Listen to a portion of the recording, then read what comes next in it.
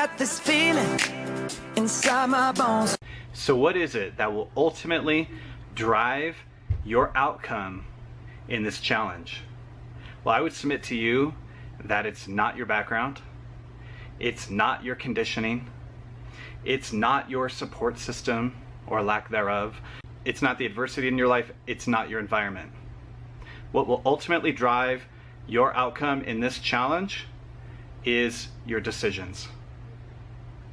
That's what will ultimately shape your outcome.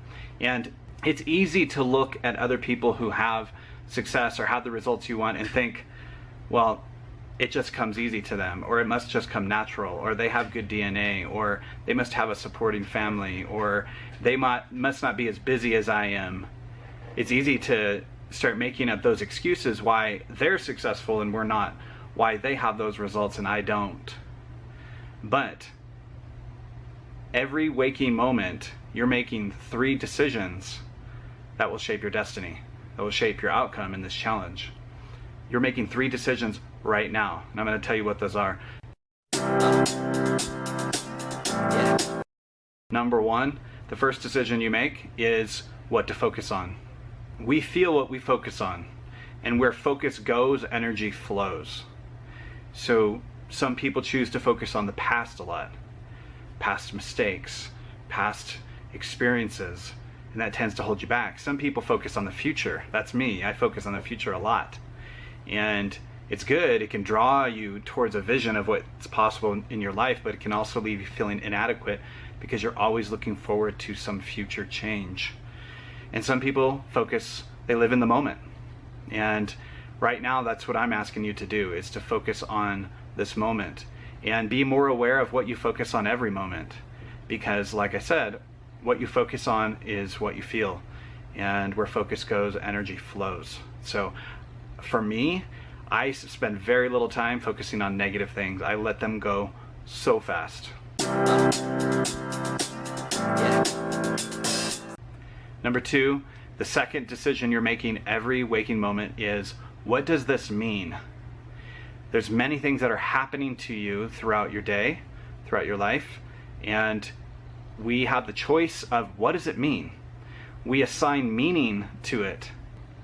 The meaning that you give something will create the feeling that you have, whatever meaning you choose to give. So I see some people who go on to typically succeed in these challenges are the ones who are constantly giving a positive meaning to whatever they're experiencing. And the people who tend to fail are the ones who they quickly disregard any progress they're making. Like, for instance, they may lose 3 pounds in the first week, and you can tell that person, congratulations, that's awesome, you made great progress. And they'll say, yeah, but I still have a lot to go. Or they'll say things like, say, how was your workout? Oh, I really struggled with it. It was really bad. But did you give it your all? Did you really get your heart rate up? Did you burn a lot of calories? Oh yeah, of course. But I really struggled that workout. We're constantly assigning meaning to our experience.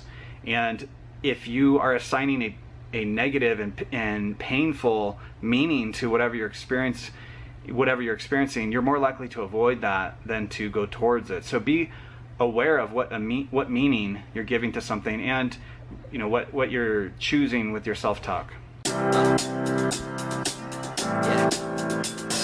And the third choice that we make every waking moment is the action that we take. We have free will. You have free will. You can feel the conflict within yourself and choose to resolve it. You can choose to change what you focus on. You can choose to change the meaning that you give to something, and you can choose to take different actions. You can choose whether you're going to give in or you're going to break through. It's all a decision, and we have the power to decide anew. Right now, in that moment of decision, everything can change. When I was going through my first round of P90X, this was before I had proven to myself that I could really transform my body, and before I had gotten a six-pack, and I didn't have all that confidence. But I got to day 60, and I took my progress pictures and I compared them to day 30, and I looked exactly the same in my mind. To me, it looked like I made no progress. And I only had 30 days left in the challenge, and I remember thinking, I actually remember talking to my wife and I said, I'm never going to look like those people in those before and afters. I'm never going to get a six-pack. I only have 30 days left. You know, I really felt like giving up. I really felt like quitting. And instead, in that moment, I made a decision. And I made a decision to double up my efforts. I remember I bought new shoes. I bought new Bowflex weights to increase the amount of resistance in my workouts. I bought some new supplements. And I just decided to push myself harder in the workouts. And in those last 30 days is when really I felt the majority of my results came. You know, those first 60 days were really just preparing my body. I didn't have to make that decision, right? I had to choose what I wanted to focus on. I had to choose the meaning that I was giving to it, and then I had to take action. And that's what you can do. And that's what's ultimately going to drive your outcome from this challenge.